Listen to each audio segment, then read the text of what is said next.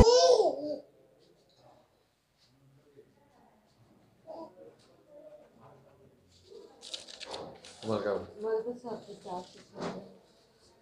नरेश कुमार शिवाजीराव बागुल, वैद्यकीय अधिकारी, प्राथमिक आरोग्य केंद्र नीरा या ठिकाणी मी कार्यरत आहे। आपल्या इथं आता जस्ट काही दिवसांपूर्वीच सगळे दरवाजे वगैरे खिडक्या हे सगळ्यांचं आधुनिकीकरण करण्यात आलेलं आहे। त्याचप्रमाणे आपल्याकडे ऑपरेशन थिएटर आहे, त्या ठिकाणी कुटुंब कल्याणची सर्व ऑपरेशन आपल्या इथं होत असतात। लॅप्रोस्कोपिक कॅम्प पण आपल्या इथं होत असतो आणि ट्युबेक्टमीचं पण मिनी लॅप्रोस्कोपिक जे म्हणतो आपण ते पण आपल्याकडे होत असतात। त्याचप्रमाणे आपल्याकडे डिलिव्हरी सुविधा आपल्याकडे आहेत। तर त्यासाठी आपल्या सर्व ग्रामीण भाग जो जोडला गेलेला आहे प्राथमिक आरोग्य केंद्र निराला, त्या सर्वांनी डिलिव्हरीचे लाभ घ्यावा, कारण की त्यांना घ्यायलाही गाडी जाते, पोचवायलाही गाडी जाते, इथं आल्यानंतर त्यांना जेवायलाही डबा मिळतो, सर्व सुखसुविधा त्यांना मिळतात, अडचण कुठलीही येत नाही।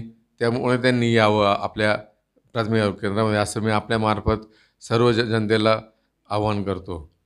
त्याचप्रमाणे आता नवा व्हेरियंट JN1 हा दाखल झालेला आहे। ठाण्यामध्ये एक केस निघाली आहे, अजून आपल्या पुणे जिल्ह्यामध्ये निघालेली नाही आहे।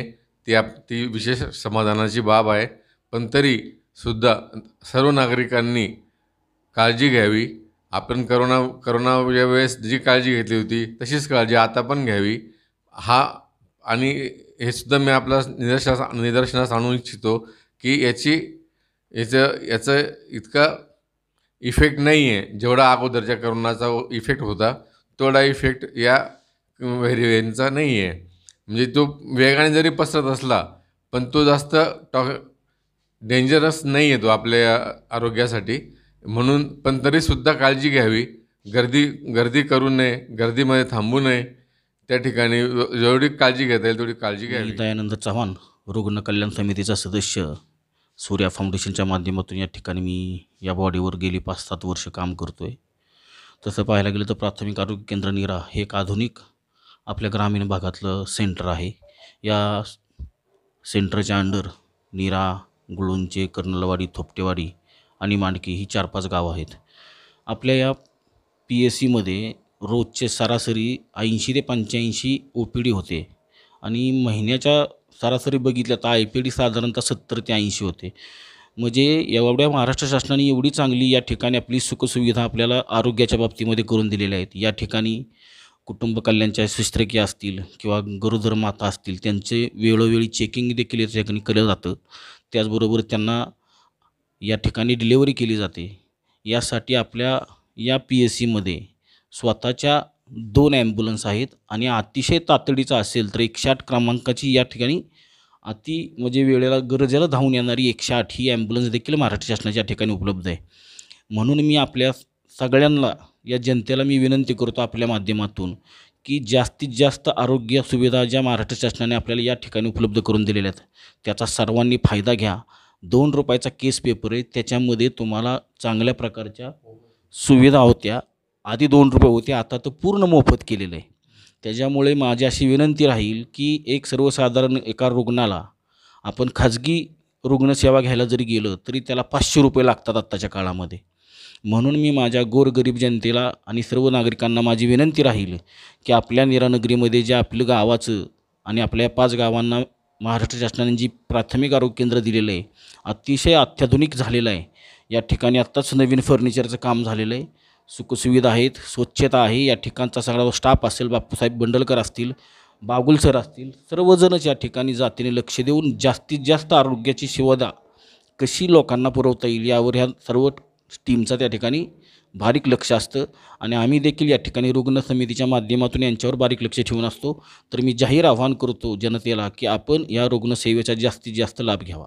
जय हिंद। माझं नाव सचिन विलास मोरे, मी सामाजिक कार्यकर्ता। निराशिव तक्रार गावामध्ये जे प्राथमिक आरोग्य केंद्र आहे ते अतिशय सुंदर आणि एक्झिक्युटिव्ह आहे। इथला जो स्टाफ आहे तो चांगल्या पद्धतीने काम करत आहे, तरी ग्रामस्थांनी कुठल्याही प्रकारची शंका मनात न आणता ह्या दवाखान्यामध्ये असणारे औषधं असतील, गोळ्या असतील, ह्या सगळ्यांचा उपभोग हा म्हणजे मोफत आहे आणि तो सर्व स्तरातील लोकांनी ह्या ठिकाणी येऊन घ्यावा.